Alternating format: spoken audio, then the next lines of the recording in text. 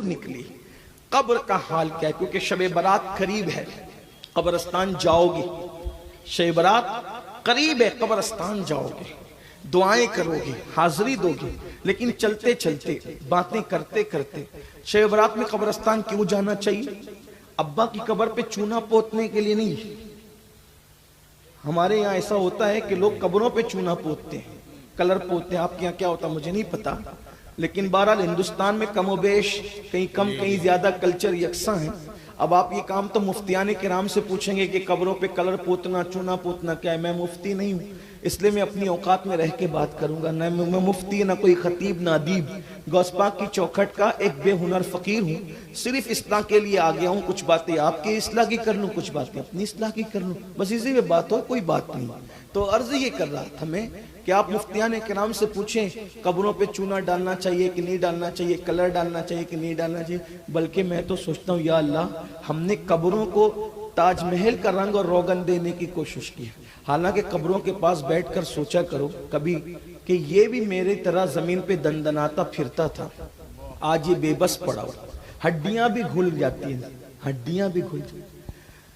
اگر جسم پہ کیڑے رہیں گے تو کیسا لگتا ہے، قبر میں جب کیڑے کھائیں تو کیسا لگے؟ بچانے والا کون ہے؟ ایمان کے بعد صرف اعمال ہے جو قبر میں بچا رہے ہیں، اعمال ہے، آمنہ کا لال ہے جو قبر میں بچا رہے ہیں۔ قبر ہے بہت بھیانک، ترمذی شریف کی حدیث ہے، حدیث ترمذی شریف کی، اللہ کے رسول علیہ السلام فرماتے ہیں ایک ایک قبر میں 70 اژدہے ہیں، ایک ایک قبر میں 70 ترمذی شریف کی حدیث سے، آپ ترمذی کی طرف رجوع کریں۔ کچھ لوگ یہ سوچتے ہیں یہ سب کہانی قصے کہاں سے لاتے ہیں یہ لوگ، کہانی قصہ نہیں ہے، حقائق ہے۔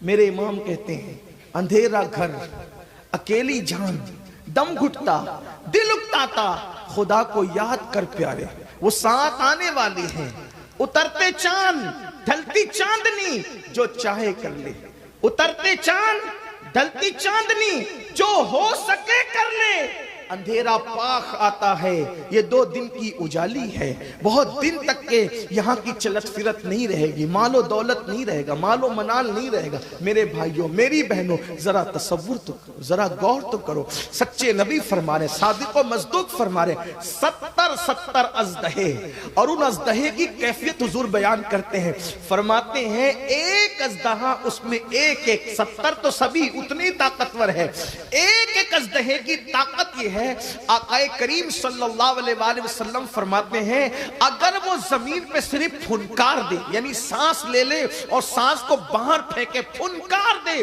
آقا فرماتے ہیں ایک اژدہے کی قوت اتنی ہے کہ اگر وہ پھنکار دے تو قیامت تک اس کی پھنکاری ہوئی زمین پر دانا پیدا نہ ہو سکے، اناج نہ اگ سکے، یعنی جس کی پھنکار زمین کو بنجر کر دے۔ لوگ ہیروشیما ناگاساکی کی بات کرتے ہیں، جدید ٹیکنالوجی کے دور نے اس زمین پر پھر بستی بسا دی، لیکن سچے نبی فرما رہے ہیں ایک اژدہے کی جو قبر کے اندر موجود ہے، جس کو تمہاری آنکھیں دیکھ نہیں سکتی، اللہ والو اپنے آپ پر رحم کر لو، اللہ والو اپنے کمزور جسم پہ رحم کر لو، اللہ والو اپنے ناتما جسم پہ رحم کر لو۔ میری بہنوں سے بھی کہتا ہوں تھوڑا اپنے آپ کے لیے ٹھہر کر کے سوچو، صرف کھانا پینا سونا کمانا اسی کا نام زندگی نہیں ہے، بلکہ ذرا غور کرو، سچے نبی نے فرمایا ایک ایک قبر میں 70 اژدہے ہیں، اور ان کی پھنکار اگر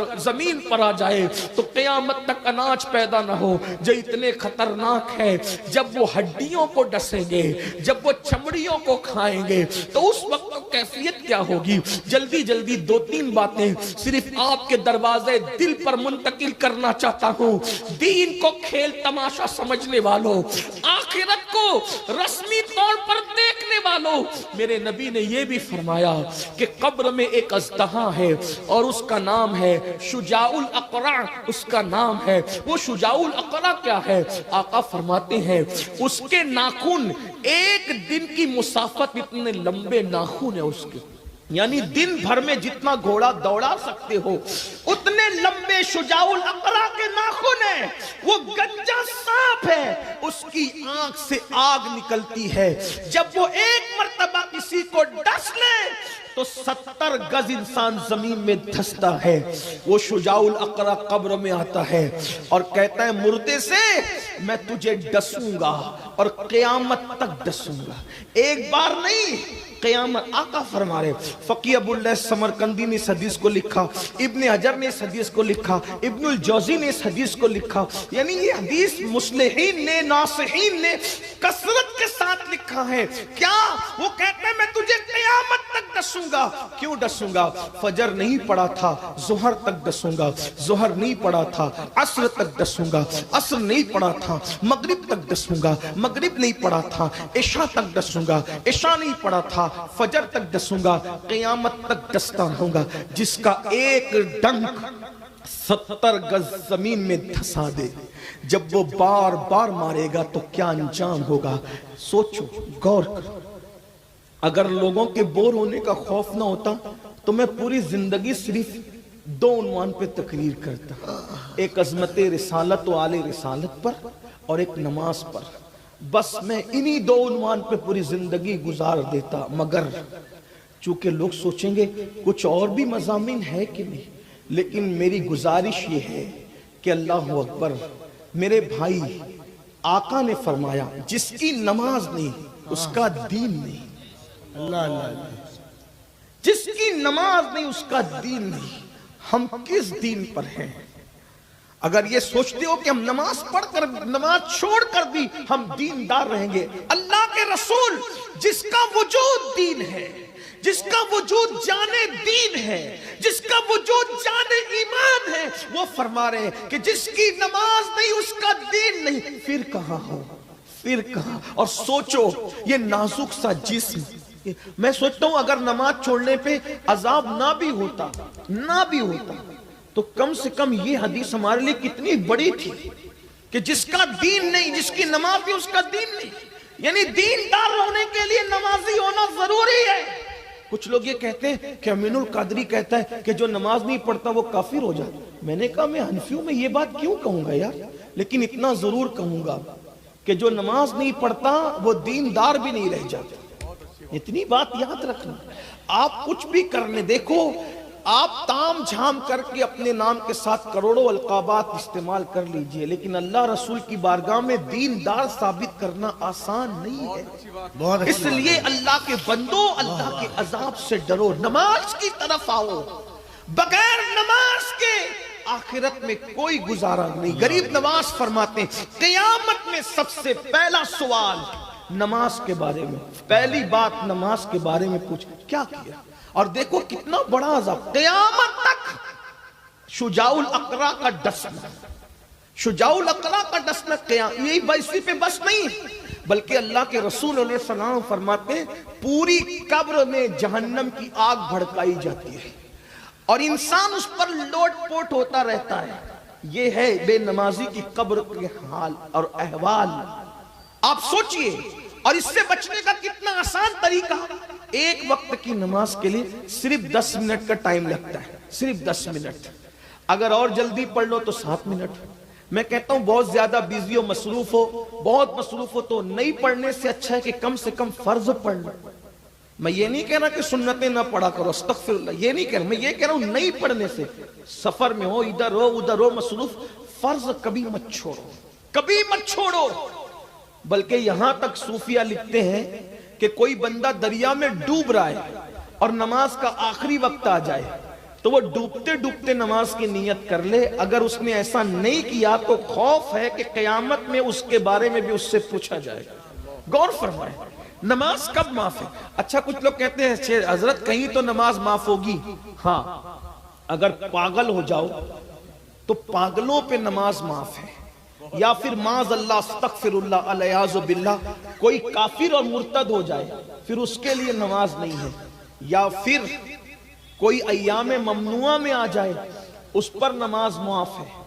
باقی کے اور میری دانست میں تو نہیں ایسا ہے کہ کوئی بندہ بالغ ہو جائے, مکلف ہو جائے اور اس پر نماز معاف نہیں ہو سکتی. نماز کسی حالت میں معاف نہیں ہے، امیر ہو غریب ہو کیسا ہی ہو، بیمار ہو تندرست ہو صحت مند ہو، کچھ بھی ہو، کھڑے ہو کے نہیں پڑھ سکتے بیٹھ کے پڑھو، بیٹھ کے نہیں پڑھ سکتے لیٹ کے پڑھو، اشارے سے پڑھو، مگر نماز پڑھنی ہوگی، اور نہیں پڑھو گے تو پھر شجاع الاقرا کے ڈسنے کے لیے تیار ہو جاؤ۔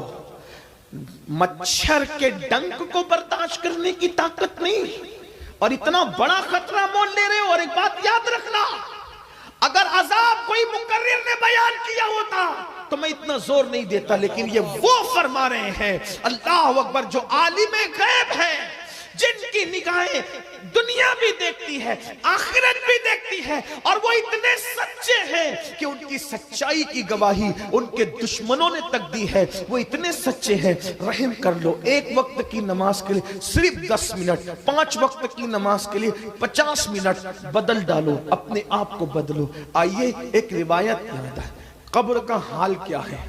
امام اہل سنت فتاوی رضویہ شریف میں لکھتے ہیں، میں اس کو اپنے الفاظ کے جامع میں پیش کروں، قبر کے احوال کیا۔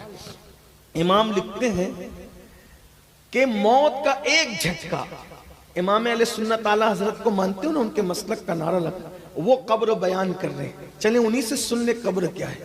فرماتے موت کا ایک جھٹکا تلوار کے 100 ضربوں کی برابر ہے۔ ایک جھٹکا، اور ایک جھٹکے میں موت نہیں آتی کسی کو، کئی جھٹکے لیتا ہے موت کے وقت۔ بے بس پڑا ہے، بے کس پڑا ہے، نہ آواز نکل رہی ہے، نہ ہاتھ پیر کام کر رہے ہیں، کچھ نہیں۔ کیا حالت ہے، اس منزل سے گزرنا ہے مجھے بھی اور آپ سب کو۔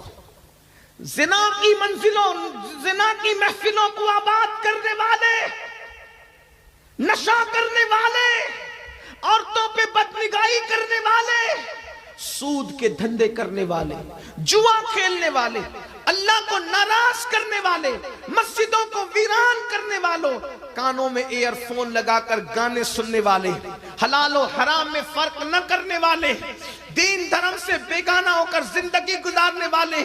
کبھی سوچا، امام لکھ رہے ہیں موت فتاوی رضویہ شریف میں، موت کا ایک جھٹکا صرف ایک 100 تلواروں کی ضربوں سے سخت تر، اور پھر فرماتے ہیں روح کے نکلنے کی منزل 300 تلواروں کی ضربوں سے زیادہ۔ اور جب موت کا فرشتہ حضرت ملک الموت انسان کو اس کی موت سے پہلے گھورتے ہیں تو ان کے گھورنے کا حال یہ ہے کہ انسان اس کی تاب نہیں لا سکتا۔ پھر اس کے بعد فرماتے ہیں موت کے وقت وہ پیاس، موت کے وقت وہ پیاس، کون سی پیاس؟ بے نمازی کو 7 سمندروں کی پیاس سے زیادہ پیاس، کہ 7 سمندر منہ میں نچوڑ دیے جائیں تو بھی پیاس نہ بجھے۔ اور رشتہ دار کیا کر رہے ہیں؟ قطرہ قطرہ پلا رہے ہیں۔ غور کرنا، جب کوئی بندہ پیاسا زیادہ ہو تو اس کو قطرہ پت قطرہ پلاؤ گے نا تو اس کی پیاس بجھے گی نہیں بلکہ اور اس کی پیاس بڑھ جائے گی۔ اللہ اکبر، اللہ اکبر، کیا منزل آنے والی ہے۔ میری بہنوں سے بھی کہتا ہوں، روٹی پکانا، برتن دھلنا، کپڑے دھلنا اچھی بات ہے، تم گھنٹوں کچن میں گزارتی ہو، 10 منٹ مصلے کے لیے میری بہن کیوں نہیں نکال لیتی؟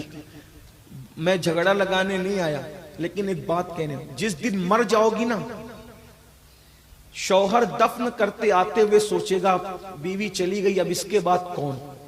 یہ اتنی بے وفا دنیا ہے۔ اپنے شوہر کا حق ادا کرو، مگر یہ یاد رکھ لو کہ دنیا میں کوئی اپنا نہیں۔ میں نہیں کہہ رہا ہوں، یہ بات مولائے کائنات نے کہی۔ تمہارا نکاح تو یو پی میں ہوا، بہار میں ہوا، بنگال میں ہوا، مہاراشٹر میں ہوا، ممبئی میں ہوا، اندور میں ہوا، مالیگاؤں میں ہوا، لیکن جو نکاح آسمانوں پر ہوا، جس نکاح کی گونج جنت کے درختوں تک پہنچی، حوروں نے جن کے گیت گائے، فرشتوں نے جس میں شرکت کی، آدم نے جس میں خطبہ پڑھا، آسمانوں پہ آدم خطبہ پڑھ رہے ہیں، زمین پر سید العادم خطبہ پڑھ رہے ہیں۔ غور فرمائے، ایسا نکاح مولا مشکل کشا نے جس دن سیدہ فاطمہ الزہرا پاک کا وصال ہوا تھا، بات یاد آ گئی ہے تو سن لیں، عنوان میں نہیں ہے لیکن یہ تو ہر عنوان کا عنوان، توجہ کر لیں۔ اللہ اکبر، جس کے مہر میں جنت کے درخت کے پتے ہلائے گئے اور اہل بیت کی تعداد کے برابر وہ پتے گرائے گئے، اور اہل بیت قیامت تک جتنے اہل بیت کے محبین پیدا ہوں گے ہر پتے پر اہل بیت کے محبین کا نام تھا، اور انہیں سیدہ فاطمۃ الزہرا کے نکاح کے تصدق جنت کا داخلہ عطا کیا گیا۔ وہ نکاح کی بات کرنا، ایسا نکاح ہوا، میں اپنی طرف سے نہیں کہہ رہا ہوں، آپ اٹھا کر کے کتابیں دیکھیں۔ سید محمد بلگرامی رحمت اللہ علیہ نظم العالی میں، نزہۃ المجالس میں، علامہ عبد الرحمن، اس طرح ہمارے بزرگوں نے بہت لکھی ہے روایات، حالانکہ اس میں ذوف بھی ہے لیکن ضعیف روایتیں جو وہ فضیلت کے باب میں، فضائل کے باب میں مقبول ہیں، اس لیے میں تھوڑی وضاحت کے ساتھ غور کریں۔ ایسا نکاح جو آسمانوں پہ ہوا، جناب آدم خطبہ دے رہے ہیں، زمین پہ ہوا سید آدم خطبہ دے رہے ہیں، جان آدم خطبہ دے رہے ہیں، آسمانوں پہ فرشتوں کی شرکت ہے، زمین پر صدیق و فاروق، عثمان غنی، سعد، سعید، طلحہ، زبیر، ابو ہریرہ، ایسے لوگوں کی شرکت ہے۔ توجہ کریں، یہ حال ہے۔ اب غور کریں، مولا مشکل کشا وہ نکاح ہوتا ہے۔ اچھا وہ میاں بیوی کیسے؟ ایک بات آپ کو کہوں، کون سا شوہر کون سی بیوی کے ساتھ جنت میں ہوگا اس کی گارنٹی نہیں کہ شوہر جنت میں جائے گا، یہ یقینی نہیں ہے، اس لیے گارنٹی نہیں ہے۔ بیوی جنت میں جائے گی، یہ بھی یقینی نہیں، اس لیے گارنٹی نہیں ہے۔ لیکن مولائے کائنات کے ساتھ جنت میں سیدہ فاطمۃ الزہرا رہے گی، یہ گارنٹی حضور نے دی ہے۔ اور ایک حدیث اور سن لیں، ایک اور سن لیں، ایک دن جنت میں سورج نکلے گا، لوگوں کو ایسا لگے گا۔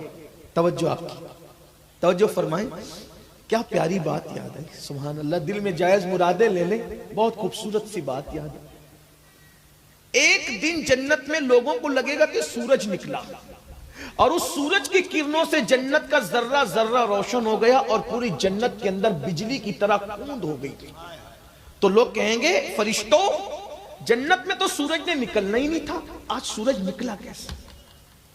بھئی سورج اور چاند تو کہیں اور پڑے ہوں گے، وہاں جنت میں سورج چاند نہیں ہوں گے، کہاں پڑے ہوں گے؟ یہ کہہ کر کے کوئی، میں آپ کے سامنے کوئی بحث کا دروازہ نہیں کھولنا چاہتا، لیکن علماء سے پوچھ لینا کہ وہ سورج چاند جنت میں نہیں ہوں گے، وہاں نہ رات ہوگی نہ وہاں دن ہوگا، وہاں تو صبح صادق کا ٹائم ہوگا۔ میں نے سوچا یا اللہ جنت میں صبح صادق کا ٹائم کیوں ہوگا؟ تو عشق کہنے لگا صبح صادق میں حضور کی پیدائش ہوئی تھی، سارے ٹائم ختم کر دیے جائیں گے، صرف میلاد النبی کا وقت رکھا جائے گا۔ نعرہ تکبیر! جس ٹائم میں میلاد مصطفیٰ ہوئی صبح صادق، بس ویسا ٹائم ہوگا، اور وہ وقت بہت خوبصورت لگتا ہے۔ کتنا خوبصورت ہے؟ ڈاکٹر لوگ کہتے ہیں صبح کے ٹائم چلا کر، تو اور ٹائم میں چلنے کی بات کیوں نہیں کرتے؟ اور تم تو سوئے رہتے ہو، دوسرے لوگ صبح صادق کے ٹائم چلتے رہتے ہیں، پھر وہ ہلکے پھلکے بھی ہوتے ہیں، ان کے پیٹ بھی بڑے نہیں ہوتے، ان کے اندر شوگر بھی نہیں ہوتی، وہ بہت چلتے ہیں لوگ، اور اس وقت کا چلنا بڑا خوبصورت ہے۔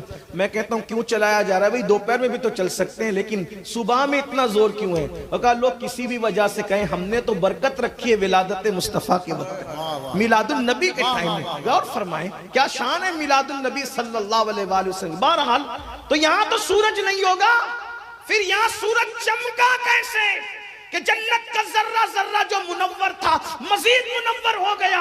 تو فرشتے کہیں گے تم نے صحیح سنا تھا کہ جنت میں سورج کبھی نہیں نکلے گا، اور سورج نکلا بھی نہیں، جس کو تم سورج کی کرن سمجھ رہے ہو، دراصل آج ہوا یہ ہے کہ علی و فاطمہ نے آج مسکرا دیا ہے، تو ان کے مسکرانے سے ایسا نور نکلا ہے کہ جنت کا ذرہ ذرہ مزید منور ہو گیا۔